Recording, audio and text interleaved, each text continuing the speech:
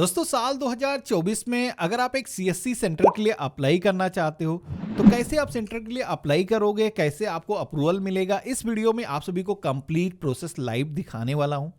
अब अगर आप सीएससी आईडी के बारे में नहीं जानते हो तो एक ऐसी आईडी होती है जहां पर कई सारी गवर्नमेंट सर्विसेज, कई सारी प्राइवेट सेक्टर की जो सर्विसेज हैं आपको एक ही पोर्टल पर मिल जाती हैं, जो कि आप लोगों को डिलीवर कर सकते हो और बदले में आप अच्छी खासी कमाई कर सकते हो। तो कैसे आपको अप्लाई करना है पूरा प्रोसेस दिखाऊंगा। सबसे पहले तो आप सभी को cscregister.csccloud.in ये जो पोर्टल है, इसी पोर्टल से आपको अप्लाई करना है। इसका जो लिंक है हमने आपको वीडियो के डिस्क्रिप्शन में दे रखा है।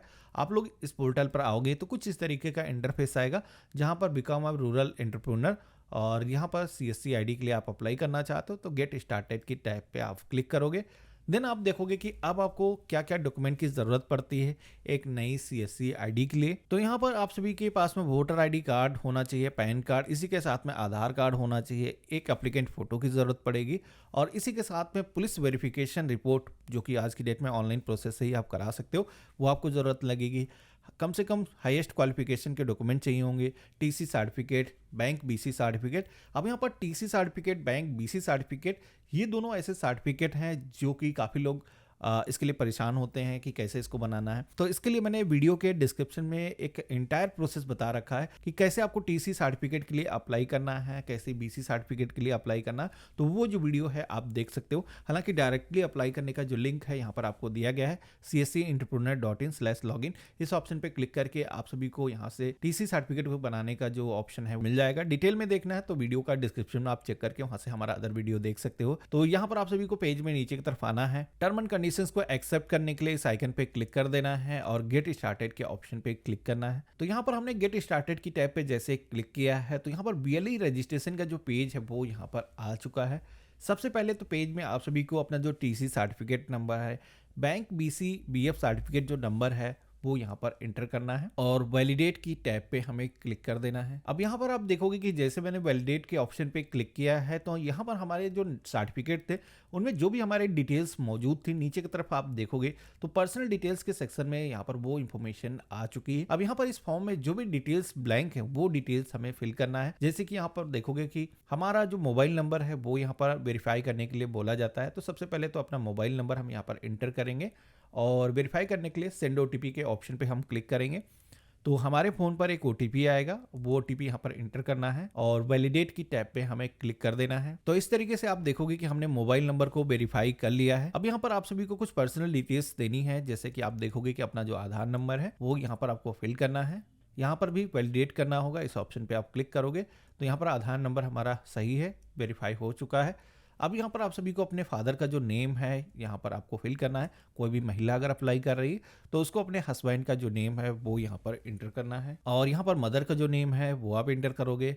आप मैरिड हो, सिंगल हो, अनमैरिड हो, यहाँ पर चूज करना है। देन यहाँ पर कैटेगरी के सेक्शन में आना है। यहाँ पर जनरल से हो, एसटी, ओबीसी, तो यहाँ पर आपको रिजर्वेड का जो ऑप्शन है वो दिया गया है, इसको सेलेक्ट करना है। देन यहाँ पर डिसेबिलिटी कैटेगरी के सेक्शन में आना है। तो यहाँ पर कई सारे विकलांगता के ऑप्शन दिए गए हैं, तो कोई भी विकलांग है व्यक्ति जो आवेदन कर रहा है तो उसको यहाँ पर अपना सिलेक्शन करना है। बाकी यहाँ पर सभी लोगों को नो फिजिकल इम्पेयर्ड के ऑप्शन पे क्लिक करना है। अपनी जो स्टेट है यहाँ पर सेलेक्ट करोगे, डिस्ट्रिक्ट चूज करोगे और यहाँ पर आपकी जो असेंबली है कई सारे ऑप्शन दिखाए गए हैं, अपनी अकॉर्डिंग आपको चूज करना है। देन यहाँ पर परमानेंट एड्रेस फिल करने के लिए बोला जाता है, तो यहाँ पर address line first, address line second, कुछ इस तरीके से अपना जो एड्रेस है कंप्लीट फिल कर लेना है। इसके बाद में आप सभी को कियोस्क डिटेल के सेक्शन में आना है। यहाँ पर आप सभी को अपने जो सेंटर का नेम है, जिस भी नेम से आप अपना बिजनेस रन करने वाले हो, यहाँ पर वो जो नेम है आपको इंटर करना है। अगर आपको कोई भी बिजनेस नहीं है, आप घर से ही ऑपरेट करने वाले हो, तो आप अपना जो नेम है वही आप यहाँ पर इंटर कर सकते हो। देन यहाँ पर कियोस्क ओनरशिप के सेक्शन में आना है। यहाँ पर आपकी जो प्रॉपर्टी, जहाँ पर भी आपका जो सेंटर है वो चलने वाला है,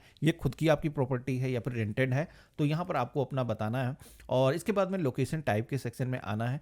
यहाँ पर अगर आप शहरी क्षेत्र से हो तो अर्बन ऑप्शन सेलेक्ट करोगे, ग्रामीण क्षेत्र से तो रूरल का जो ऑप्शन है सिलेक्शन करना है। इसके बाद में आप सभी को अपनी जो स्टेट है यहाँ पर सिलेक्शन करना है, डिस्ट्रिक्ट चूज करोगे और यहाँ पर आपकी जो कॉन्स्टिट्यूंसी है, असेंबली है, सिलेक्शन करने के बाद में सब डिस्ट्रिक्ट से सेक्शन में अपनी जो तहसील है उसको सेलेक्ट करना है और यहाँ पर अपने विलेज का जो नेम है यहाँ पर आपको चूज करने का ऑप्शन मिल जाएगा, सिलेक्शन करना है और यहाँ पर ग्राम पंचायत का जो नेम है आपको यहाँ पर फिल कर देना है। और यहाँ पर आप सभी को अपना जो कियोस्क का कंप्लीट एड्रेस है, जिस जगह पर आप अपना जो सेंटर है वो ओपन करने वाले हो, ये आपके फिजिकल एड्रेस से डिफरेंट भी हो सकता है, यानी कि इसकी कोई आईडी प्रूफ आपको देने की ज़रूरत नहीं है।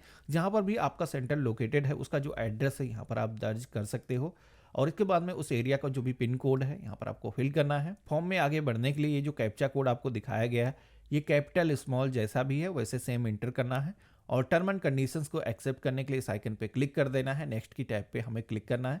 तो यहाँ पर आप देखोगे कि फर्स्ट स्टेज हमारा कंप्लीट हो चुका है।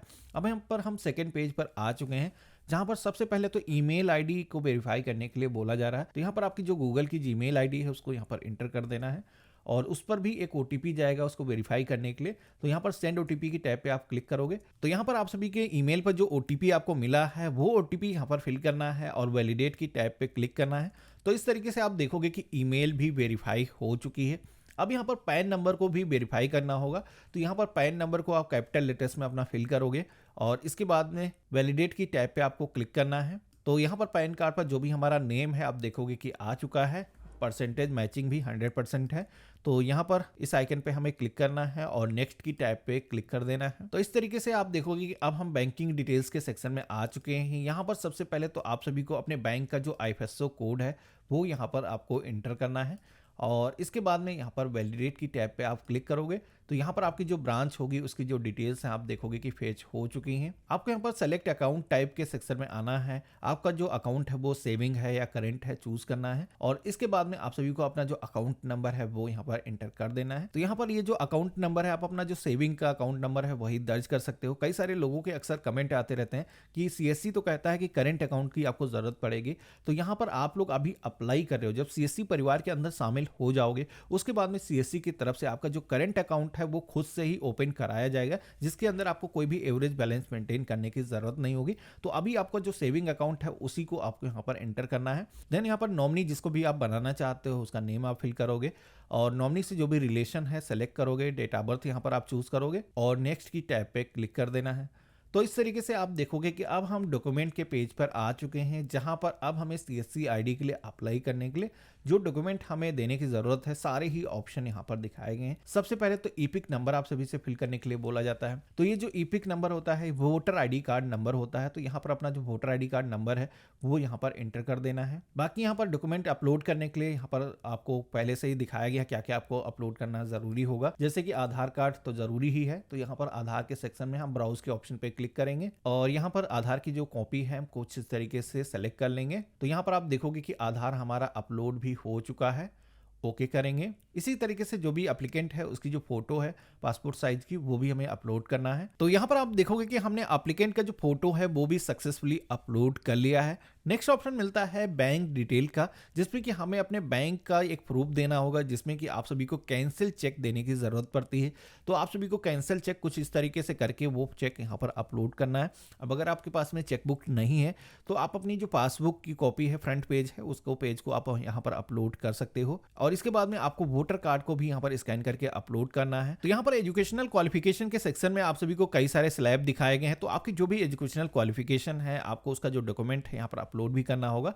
तो यहाँ पर कुछ इस तरीके से हम अपलोड कर लेंगे। तो इस तरीके से आप देखोगे कि हमने सारे ही डॉक्यूमेंट यहाँ पर अपलोड कर लिए हैं। तो यहाँ पर पेज में आप नीचे की तरफ आओगे तो जितने भी डॉक्यूमेंट हमने अपलोड किए हैं वो आप देखोगे कि सारी ही लिस्ट यहाँ पर देखने को मिल जाती है। किसी भी डॉक्यूमेंट को आप यहाँ पर क्रॉस करके दोबारा से भी अपलोड कर सकते हो अगर कोई गलत डॉक्यूमेंट अपलोड हो गया है। बाकी यहाँ पर प्रीव्यू का ऑप्शन दिया गया है, यहाँ से आप डॉक्यूमेंट को देख सकते हो, वेरीफाई कर सकते हो, और इस फॉर्म को सबमिट करने के लिए पेज में नीचे की तरफ आना है। यहाँ पर आप सभी लोग जो भी इंफॉर्मेशन दे रहे हो वो बिल्कुल ही सही है। इस ऑप्शन पे क्लिक करना है और यहाँ पर नेक्स्ट की टैब पे आपको क्लिक कर देना है। अब जैसे हमने नेक्स्ट की टैब पे क्लिक किया है तो यहाँ पर आप देखोगे कि हमारा जो फॉर्म है वो यहाँ पर सक्सेसफुली सबमिट हो चुका है।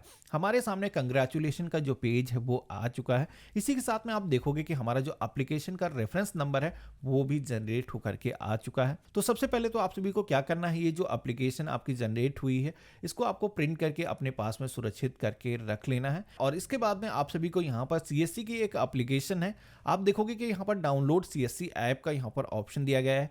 इस ऑप्शन पे क्लिक करके CSC की जो एप्लीकेशन है इसको आपको अपने फ़ोन में इंस्टॉल कर लेना है, और उसके बाद में आप सभी को अपनी जो KYC है वहाँ पर करना होगा, जिसमें कि आप सभी को अपना जो एप्लीकेशन का रेफरेंस नंबर मिला है वो वहाँ पर एंटर करोगे। उसके बाद में आप सभी को अपने CSC सेंटर का जो बैनर कलर है वो आपको बैकग्राउंड में सेट करना है और उसके बाद में आप सभी को उसके सामने वीडियो के थ्रू अपना जो वेरिफिकेशन है वो करना है। और एप्लीकेशन के अंदर आप सभी की जो केवाईसी है होने के बाद में आपका जो सीएससी आईडी है वो वेरिफिकेशन के लिए चला जाता है, जिसमें कि आप कभी भी आप दोबारा से इस पोर्टल पर आकर के अपने सीएससी आईडी का जो करंट स्टेटस है उसके बारे में जान सकते हो। तो यहाँ पर जो प्रोसेस मैंने आपको बताया इस तरीके से आप सीएससी सेंटर के लिए ऑनलाइन अप्लाई कर सकते हो। यहाँ पर जो एप्लीकेशन मैंने बताई इसके जरिए आपको वेरिफिकेशन करना होगा, उसके बाद में ही आपका जो सीएससी सेंटर है वो अप्रूव होगा। तो डिस्ट्रिक्ट मैनेजर की जो डिटेल्स है अगर आपके पास में नहीं है तो परेशान होने की जरूरत नहीं है। वीडियो का जो डिस्क्रिप्शन है अगर आप चेक करोगे तो वहां पर मैंने लिंक दे रखा जहां से आप अपने डिस्ट्रिक्ट का जो डिस्ट्रिक्ट मैनेजर है उसकी जो डिटेल्स है आप निकाल सकते हो, जहां पर आप कांटेक्ट करके अपनी जो सीएससी आईडी है उसको जल्दी से अप्रूव करा सकते हो। तो आज का जो वीडियो है आप सभी को कैसा लगा मुझे कमेंट बॉक्स में लिख करके जरूर बताना। चैनल पे अगर आप नए हो तो चैनल को भी सब्सक्राइब करके जरूर रखना और हम मिलते हैं ऐसे ही एक नए वीडियो में। तब तक के लिए गुड बाय, जय हिंद।